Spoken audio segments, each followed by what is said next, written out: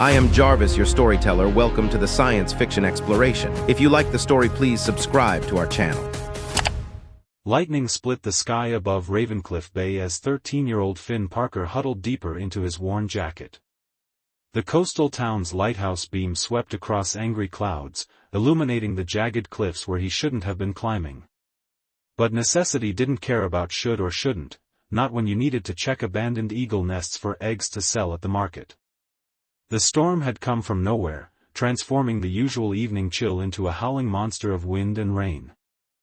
Finn's fingers, numb from cold, gripped the rock face as another blast threatened to tear him from his precarious perch. That's when he saw it, a flash of light that wasn't lightning, emanating from a cave entrance he'd never noticed before. Finn hesitated.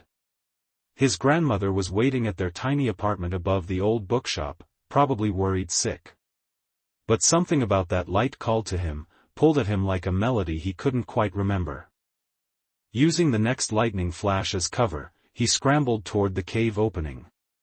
The interior was dry, surprisingly warm, and illuminated by an otherworldly glow. 2 crystalline eggs, each the size of a football, pulsed with inner light, one midnight blue, the other deep emerald. They sat nestled in what appeared to be an ancient nest made of metallic strands and strange symbols that seemed to shift when he wasn't looking directly at them. "This is impossible," Finn whispered, his voice barely audible over the storm. He reached out, fingers trembling, and touched the blue egg. Warmth shot through his arm, and the egg's glow intensified. The emerald egg responded in kind, its light matching its sibling's brightness. A distant memory stirred, his mother, before she disappeared 6 years ago, telling him stories of crystal dragons, ancient guardians who chose human partners.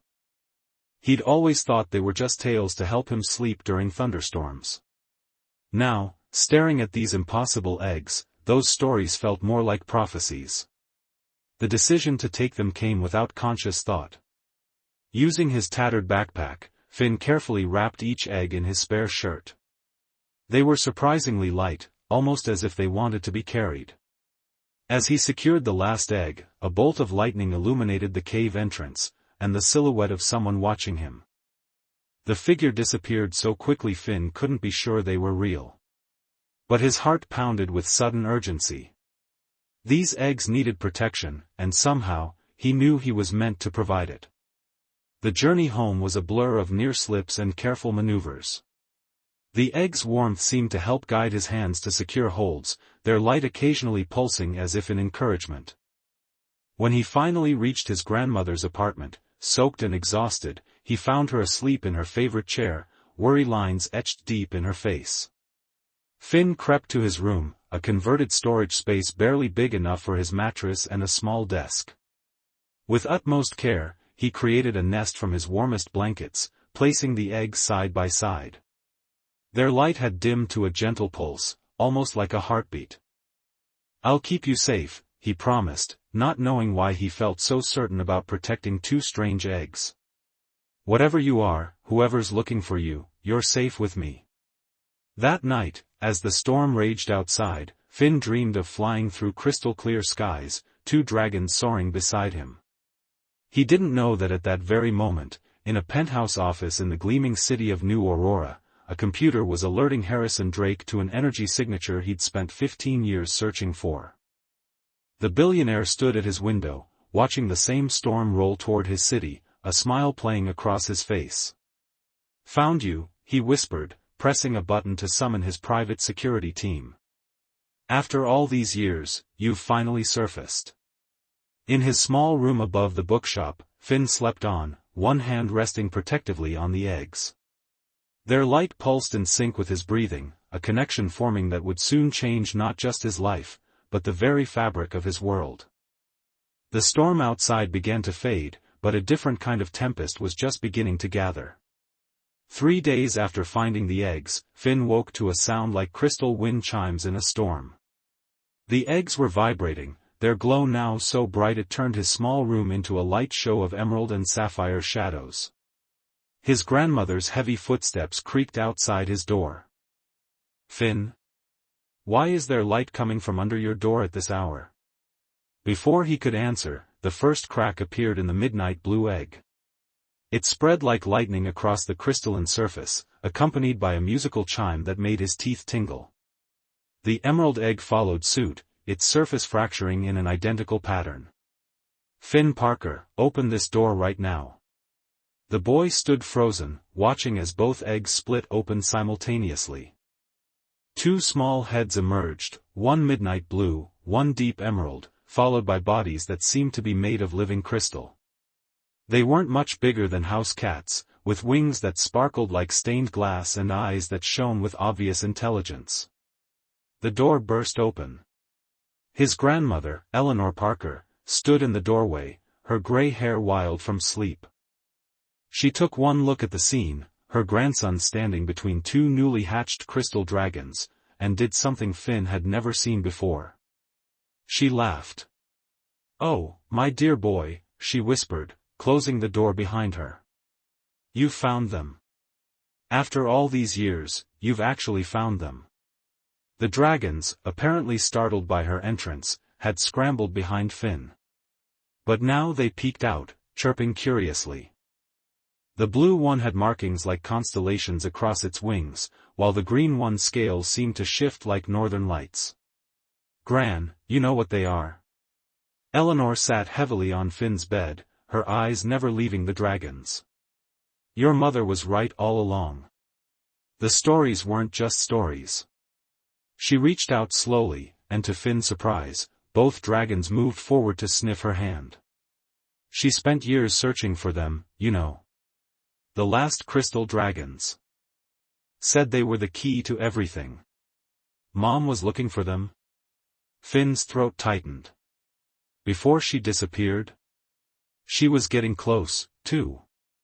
Then Harrison Drake's people started following her, and she. Eleanor's face darkened. She made her choice to protect them. "To protect you." The blue dragon chose that moment to climb up Finn's arm, perching on his shoulder like it belonged there. Its scales were warm against his neck, and it made a sound remarkably like purring. The green one, not to be outdone, scrambled up to his other shoulder. "They need names," Finn said, trying to process everything. His mother's disappearance, these impossible creatures, all of it. "They already have names," Eleanor replied. "Look at their wing patterns."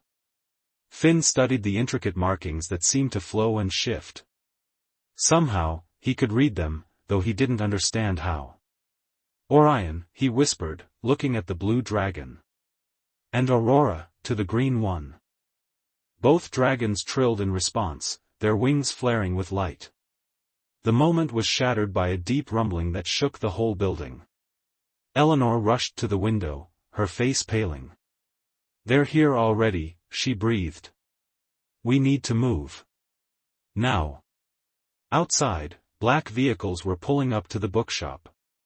Men in tactical gear were deploying with military precision, led by a woman in a business suit who moved with predatory grace.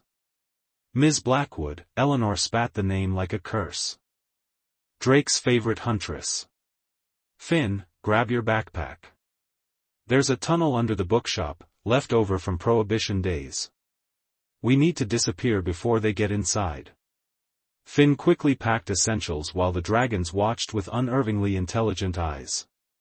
They seemed to understand the urgency, staying quiet and close. "Gran, what do they want?" "Control," she answered, leading him down the bookshop's narrow stairs. "Drake believes crystal dragons are the key to unlimited energy. He spent decades trying to find them, experimenting with their eggs. Your mother discovered his labs, what he was doing to the eggs he found. That's why she." A loud crash from above cut her off. They'd breached the apartment. "Through here," Eleanor said, pushing aside a bookcase to reveal a dark passage. "Head for the lighthouse. Your Uncle Marcus is the keeper there. He'll know what to do next. You're not coming? Someone needs to slow them down." She pressed something into his hand, a crystal pendant that matched the dragon's colors. "Your mother left this for you. She said you'd need it when the dragons returned. Gran, please. Go. She pushed him into the tunnel as voices echoed from above. Keep them safe, Finn. Keep yourself safe. The last thing Finn saw before the bookcase closed was his grandmother grabbing a heavy volume of Shakespeare, ready to face Drake's forces with nothing but literature and determination. Orion and Aurora huddled close as Finn ran through the dark tunnel, their glow providing just enough light to see. The crystal pendant grew warm against his chest, pulsing in sync with the dragon's heartbeats. Behind them, he could hear shouting, then his grandmother's voice raised in what sounded like very creative cursing. Stay close, he whispered to the dragons, though they showed no sign of wanting to leave his side. We're in this together now. Above ground, Ms. Blackwood was calling Drake. Sir, we've found the signature source. But there's a complication. The eggs they've hatched. In his penthouse office, Drake smiled. Perfect. Bring me the boy and the dragons. It's time for a family reunion. Through the dark tunnel, Finn ran, two impossible creatures at his side, carrying a destiny he didn't understand but somehow knew he had to protect. The crystal pendant glowed brighter with each step, leading him toward a future that would change everything. The lighthouse stood like a lone sentinel against the dawn sky as Finn emerged from the tunnel's exit hidden among the coastal rocks. Orion and Aurora took flight immediately, stretching their crystalline wings in the early morning light. Their bodies threw rainbow patterns across the cliffs as they soared in perfect synchronization. Finn clutched the crystal pendant, which had grown warmer with each step toward the lighthouse. His grandmother's words about his mother echoed in his mind, along with 1,000 questions. Before he could dwell on them, a deep humming filled the air. A sleek aircraft descended from the clouds, its design unlike anything Finn had ever seen. It landed on the lighthouse's helipad with barely a sound. A tall man in an immaculate suit stepped out, his silver hair gleaming in the sunrise. Even from a distance, Finn could see the man's eyes fixed on the flying dragons with an intensity that made his skin crawl. Remarkable, Harrison Drake's voice carried on the wind. After 15 years of searching, here they are. And with you, of all people. He turned those piercing eyes on Finn. Hello, son. The word hit Finn like a physical blow. The dragon sensed his distress, landing protectively on either side of him. Orion growled, a sound like crystalline thunder, while Aurora's scales shifted through warning shades of emerald and gold. You're lying, Finn said, but even as the words left his mouth, he knew they weren't true. Something in Drake's face, the shape of his jaw, the set of his eyes, reflected what Finn saw in the mirror every morning. Am I? Ask your grandmother. Oh wait. Drake smiled coldly. A mess. Blackwood can be quite persuasive when gathering information. Eleanor told us everything before we left. About your mother's research, her discovery of my dragon breeding program, and of course, your true parentage. What did you do to Gran? Finn's voice shook with anger. She's alive.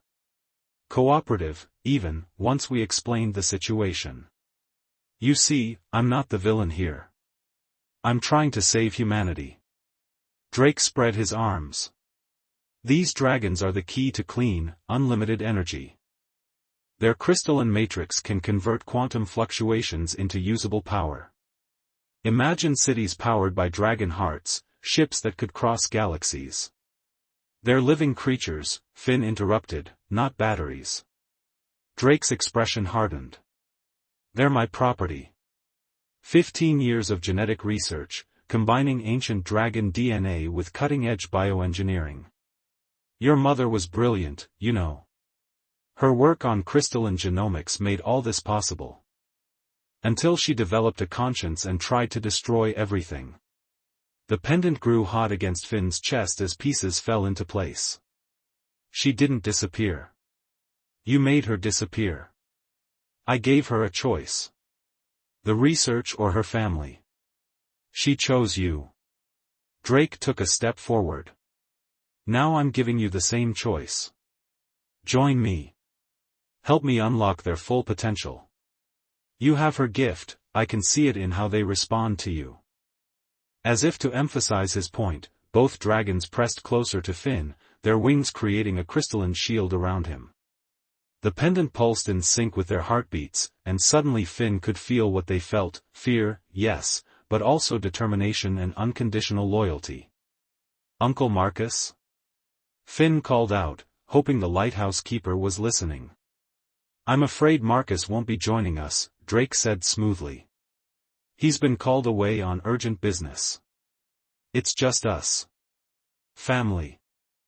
A high-pitched whine filled the air as more aircraft appeared, surrounding the lighthouse. Ms. Blackwood emerged from one, leading a team equipped with what looked like energy containment devices. "The dragons come with me either way," Drake continued. "The only choice you have is whether you want to be part of something revolutionary or share your mother's fate." The pendant grew brighter, and with it came a memory, not his own, but his mother's, somehow stored in the crystal. A laboratory filled with dragon eggs, most cracked and lifeless. Drake's voice: "Break them until we find the pair that survives." Her response: "I won't let you create life just to drain it dry." Finn's hand tightened around the pendant. "You want to know what Mom really discovered?" The crystal blazed with light. "Dragons don't give their power. They share it. But only with those who deserve it." Orion and Aurora roared in unison, their crystalline bodies illuminating with inner fire. The pendant shattered in Finn's hand, its energy flowing into him like liquid starlight. He felt the dragon's consciousness merge with his own, their power becoming his power. Drake's smile vanished as Finn and the dragons began to glow with the same ethereal light. "Contain them," he shouted. "Now!" Ms. Blackwood's team raised their weapons, but they were too late. The dragons touched their snouts to Finn's outstretched hands, and the world exploded in crystal light. When the glare faded, everyone stared in awe. Finn floated several feet off the ground, his eyes glowing with dragon fire. Orion and Aurora had grown to twice their size, their wings spanning the width of the lighthouse. And most incredibly, crystals just like theirs had begun growing across Finn's skin, creating armor that shimmered with otherworldly power.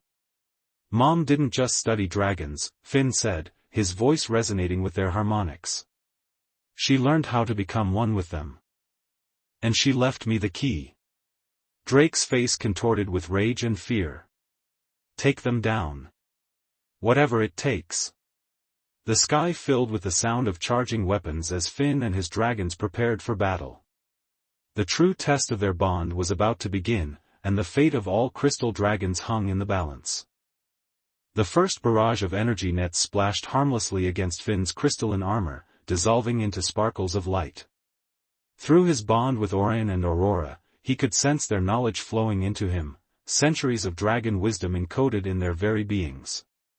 "You don't understand what you're dealing with," Drake snarled, backing toward his aircraft. "Those dragons are the result of careful genetic engineering. They're designed to be controlled." Finn rose higher, the dragons moving in perfect sync with him. "No, Father. You don't understand. They were never meant to be controlled. They chose to be born now, to find me, because they knew what you'd become." Aurora suddenly screeched a warning. Ms. Blackwood had activated some kind of sonic device that made the crystalline formations across Finn's body vibrate painfully. The dragons wheeled in the air, their flight patterns disrupted by the frequency. "The resonance generator," Drake smiled.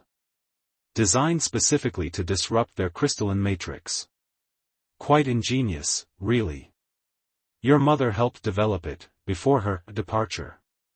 Fighting through the disorienting vibrations, Finn reached for the dragons mentally. Their shared consciousness showed him the solution, not to fight the frequency, but to match it, amplify it, turn it back on itself. The crystals covering his body began to sing, creating a counter-harmony that grew in strength. Orion and Aurora added their voices, their crystalline bodies glowing brighter. The resonance generator screamed, then exploded in a shower of sparks. Ms. Blackwood dropped the smoking device. Sir, they're stronger than the simulations predicted. Then use the containment fields. All of them. Drake commanded, his composure cracking. I won't lose 15 years of work to some sentimental child. Energy barriers sprang up around Finn and the dragons, trying to separate them. But their bond had grown too strong.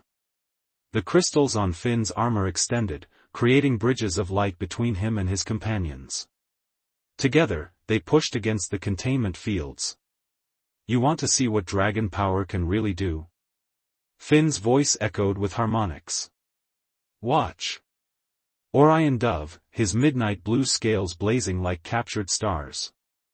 Where his wings touched the energy barriers, they didn't break, they transformed, turning into crystalline structures that spread like frozen lightning. Aurora followed, her emerald energy converting more of the containment field. Drake's security teams scrambled back as their technology literally crystallized before their eyes. Even Ms. Blackwood looked uncertain for the first time. Sir, we need to retreat. They're not just resisting the containment fields, they're changing them. But Drake wasn't listening. He pulled out a small device with a single red button. I didn't want to use this, but you leave me no choice. If I can't have their power, no one will. He pressed the button. Immediately, both dragons screamed in pain. Hidden protocols in their engineered DNA activated, trying to shut down their core functions. Finn felt their agony through their bond, falling to his knees as shared pain ripped through him. Stop, he gasped. You're killing them. They're my creations, Drake said coldly. I can do what I want with them. Through the haze of pain, Finn felt something else. A presence, warm and familiar, reaching out through the crystal formations that now covered half the lighthouse grounds. His mother's voice, encoded in the very structure of the dragon's being. My darling boy. If you're hearing this, then the dragons have chosen you, just as I hoped they would. Drake may have engineered their bodies, but their souls are ancient and free. Help them remember who they truly are. Understanding flooded through Finn. He pressed his hands against the crystalline ground, letting his consciousness flow into the network of transformed energy. The dragon's pain flowed through him, but now he could see the artificial constraints in their genetic code, and more importantly, he could see how to break them. Orion. Aurora. Remember. He pushed every bit of love and trust he had through their bond. You're not experiments. You're not weapons. You're the last of the crystal dragons, and you are free. Light exploded from the dragons' bodies, so bright it turned night to day. When it faded, they had transformed. Their bodies had grown to full adult size, their crystalline forms now rippling with colors that had no names in human language. Ancient symbols glowed along their wings, not Drake's engineered patterns, but the true marks of their heritage. Drake staggered back. Impossible. The genetic locks, the control protocols. Did you really think you could cage something that existed before humans learned to make fire? Finn stood, his own crystalline armor evolving to match the dragon's true forms.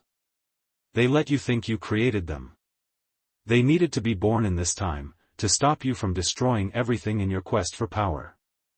The fully awakened crystal dragons landed on either side of him, their wings spanning the entire lighthouse clearing.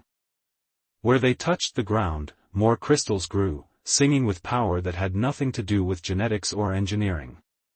Ms. Blackwood and her teams were already retreating, their weapons useless against beings of pure crystalline energy.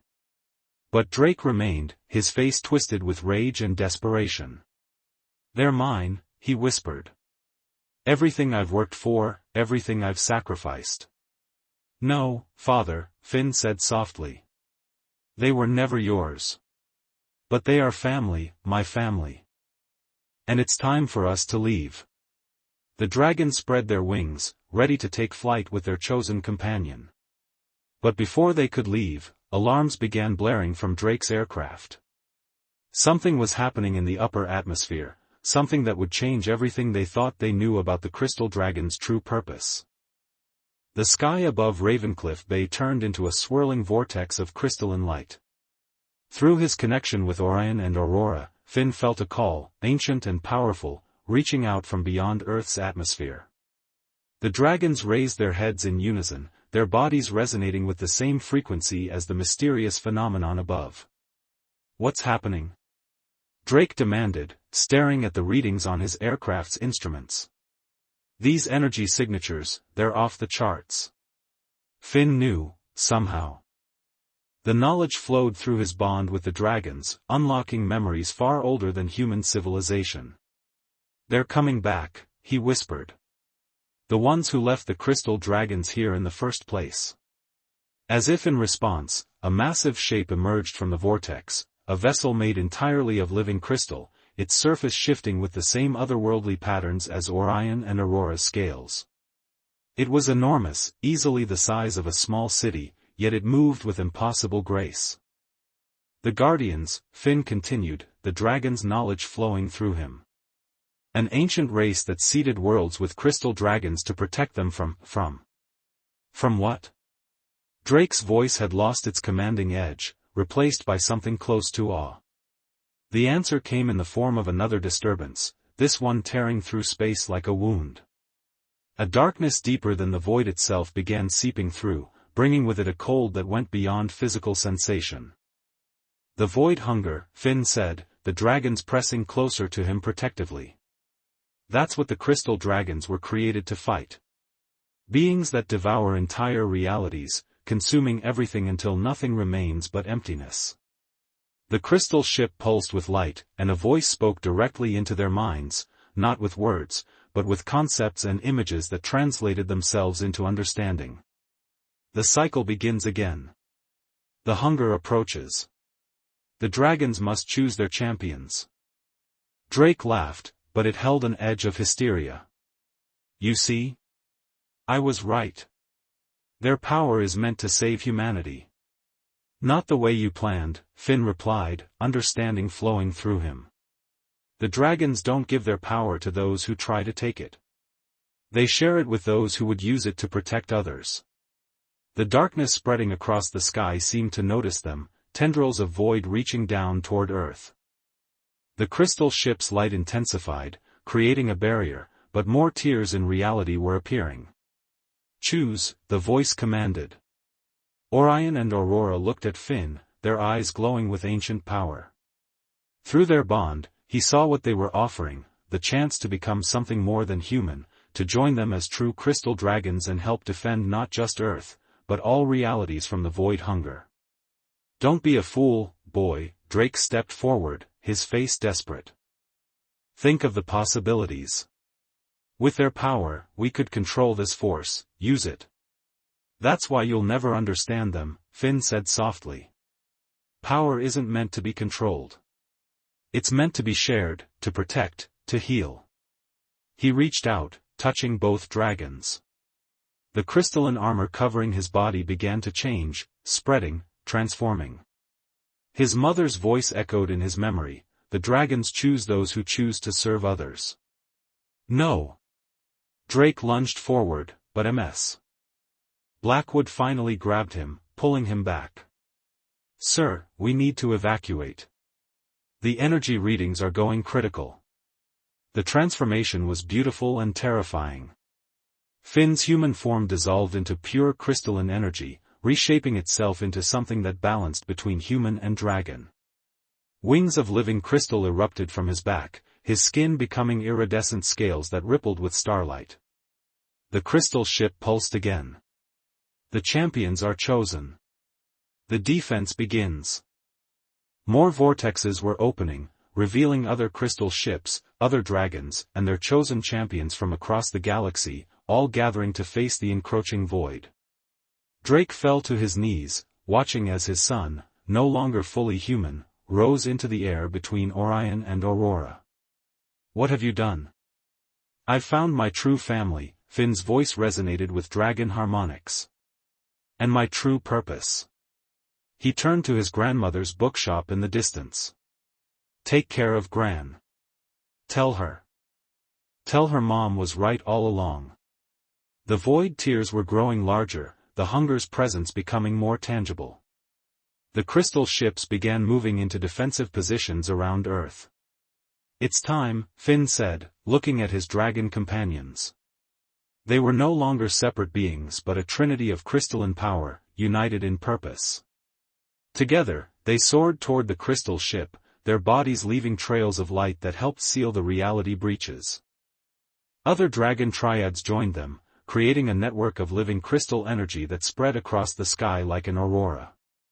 Drake watched them go, his life's work transforming into something he had never imagined. Ms. Blackwood touched her earpiece, listening to reports. "Sir, similar phenomena are being reported globally. Crystal dragons are emerging everywhere, choosing champions. The world is changing." "No," Drake said quietly, finally understanding. "It's not changing. It's awakening. And we never saw it coming." Above, Finn and his dragons joined the greater crystal network, their combined power helping to push back the void hunger. He felt connected to everything, the ancient guardians, the other champions, the very fabric of reality they were sworn to protect. The crystal ships moved in formation, dragons and champions creating a shield of living light around Earth. The battle for reality itself was beginning, and at its heart, a boy who had once thought himself alone now flew with his true family, defending all of existence with the power of trust, love, and the unbreakable bond between human and dragon. The void retreated, for now, but Finn knew this was just the beginning. There would be more battles, more tears in reality to heal, more worlds to protect. But he wasn't afraid. With Orion and Aurora by his side, he was finally where he belonged, among the stars, wrapped in crystal light, defending the boundaries of reality itself. And somewhere, in a small bookshop by the sea, Eleanor Parker smiled, knowing her grandson and her long-lost daughter's work had finally achieved their true purpose. The age of crystal dragons had returned, and with it, hope for all realities.